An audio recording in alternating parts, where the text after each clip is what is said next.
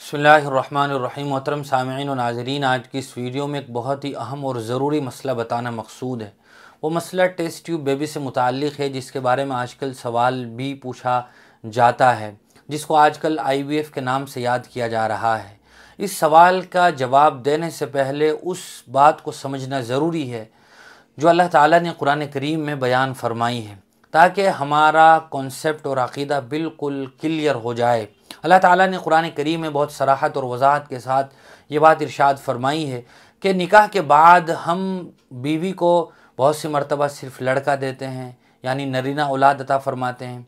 बहुत सी मरतबा सिर्फ़ लड़की देते हैं, बहुत सी मरतबा लड़का और लड़की दोनों अता फरमाते हैं। औ युज़व्विजुहुम ज़ुकरानम व इनासा।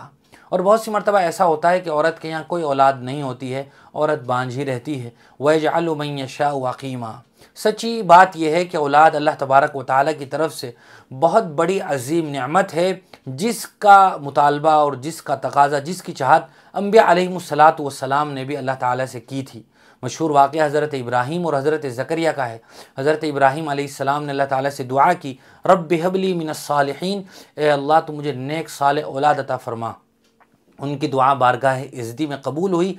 अल्लाह ताला ने हज़रत इस्माइल की शक्ल में नेक साले औलाद अता फरमाई, जिनको बाद में नबी भी मुंतखब किया गया।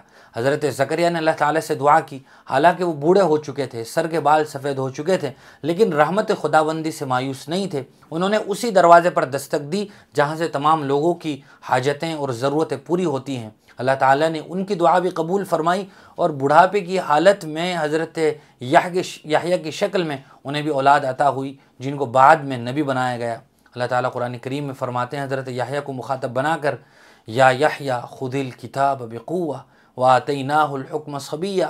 बहरहाल औलाद अल्लाह ताला की अजीम नेमत है, और औलाद ही इस दुनिया में वो ज़ाहिरी तरीक़ा है कि जिसके नतीजे में इंसान की नस्ल बाकी रहती है। अगर औलाद का सिलसिला थम जाए और रुक जाए तो इंसान की नस्ल भी ख़त्म हो जाए, तो इस औलाद ही के नतीजे में नस्ल इंसानी का सिलसिला बाकी रहता है। और फिर इस औलाद के हुसूल में जायज़ और हलाल तरीक़ा अपनाने में इंसान का नसब भी महफूज रहता है। अगर हलाल और जायज़ तरीक़ा न अपनाया जाए तो फिर नसब ख़तरे में पड़ जाता है।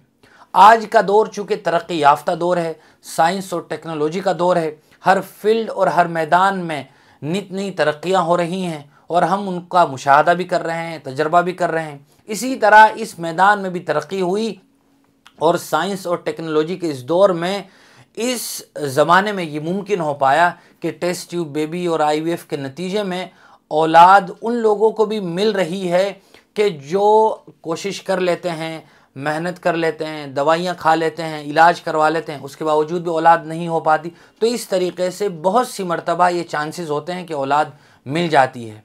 लेकिन चूँकि हम मुसलमान हैं, बहैसियत मुसलमान हमारे लिए ज़रूरी है और इस्लाम का हमसे अव्वलीन तकाज़ा और मुतालबा है कि हम कोई भी कदम उठाने से पहले शरई नुक्ता नज़र को जान ले।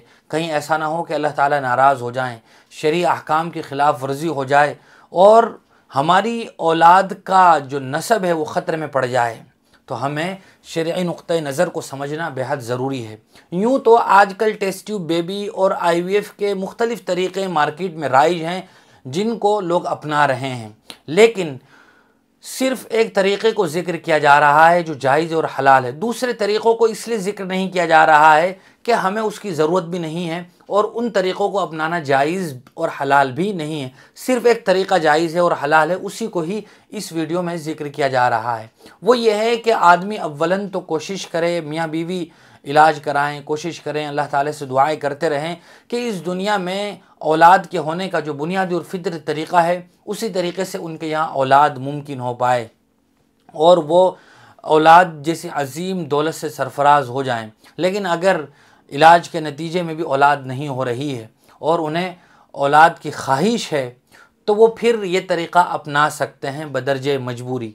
और इसके अपनाने में भी इस बात का ख़याल रखना बेहद ज़रूरी है कि बेपर्दगी ना होने पाए। लड़की के लिए यानी बीवी के लिए लेडीज़ डॉक्टर्स का ही इंतखाब किया जाए, ताकि ये पूरा प्रोसेस लेडी डॉक्टर ही की निगरानी में अंजाम पाए, बेहयाई और बेपर्दगी ना होने पाए, और मर्द अपने लिए मर्द मेल डॉक्टर का इंतखाब करे। इस तरीक़े में चूँकि ये होता है कि मर्द का स्पर्म लिया जाता है, यानी नुत्फ़ा लिया जाता है, اور عورت کے ایگز یعنی انڈے لیے جاتے ہیں، ان دونوں کو لیا جاتا ہے اور لیبارٹری میں چیک کیا جاتا ہے، پھر مختلف مرحلوں سے گزارنے کے بعد اس کو عورت کے رحم دانی میں رکھا جاتا ہے۔ تو یہاں اس مسئلے میں شوہر کا نطفہ ہونا چاہیے یعنی اسپم ہونا چاہیے، اور اسی کی بیوی کے ایگز یعنی انڈے ہونے چاہیے، اور اسی کی بیوی کے رحم دانی میں ان مختلف ٹیکنیکل طریقے اپنانے کے بعد رکھے جانے چاہیے۔ کسی تیسرے آدمی کا ان دونوں کے درمیان کوئی معاملہ نہیں ہونا چاہیے، یعنی کسی تیسرے آدمی کا نہ اسپم ہو اور نہ ہی کسی دوسری عورت کا کوئی ایگز اور انڈے ہوں، میاں بیوی ہی کا مسئلہ ہو پورا، دوسرے اور تیسرا آدمی کا کوئی اس میں دخل نہیں ہونا چاہیے۔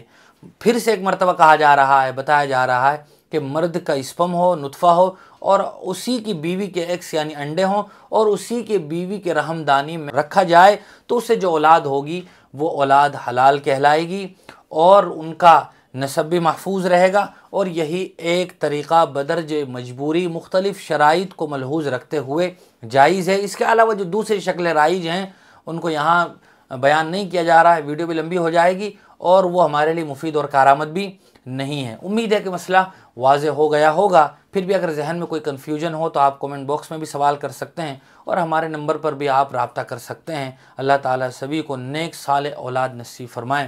وآخر دعوانا الحمدللہ رب العالمین۔